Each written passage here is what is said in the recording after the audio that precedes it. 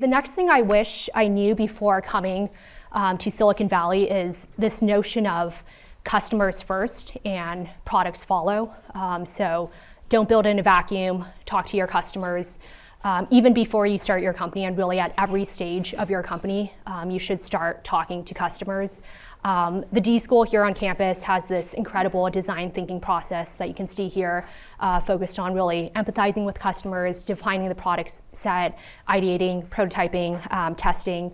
Another way to think about it is there's a faculty member on campus, Steve Blank, who's developed this customer development model that you can see here, which is really focused on initially customer discovery and validation. So discovery is really the focus on understanding your customers, and then the validation piece is really trying to figure out how to develop that repeatable sales process that you can actually grow and scale. The first two steps are really an iterative step where you really focus on iterating these two steps before bringing it to market. And then really the focus is on customer creation and company building. So just to go to that DoorDash story, since I mentioned the founder was in this class and program I started several years ago.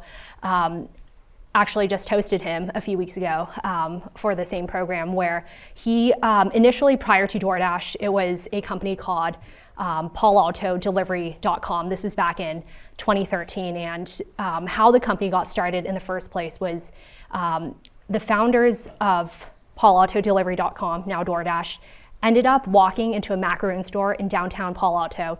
They met with the manager. The meeting was interrupted because the manager had to take a phone call for an office order delivery of macaroons, and actually turned down the order because she just didn't have the capacity to deliver that.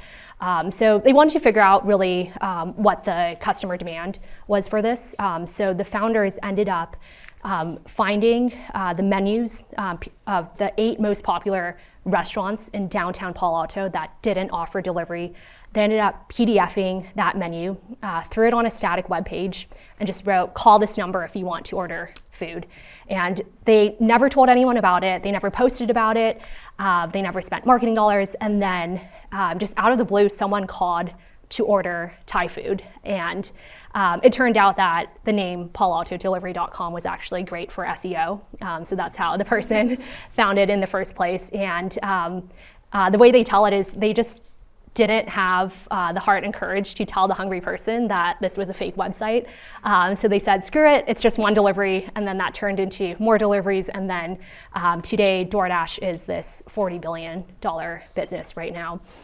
Just to share another example of really focusing on the customer first. Gusto, popular HR payroll solutions platform, ended up actually just speaking with one of their founders earlier this week, and the way that he went about identifying that need is his mom's small business was actually one of the first customers of Gusto. That was exactly a problem that she faced, really figuring out more easy, streamlined payroll HR solutions. So knew that that was a pain point that needed to be solved.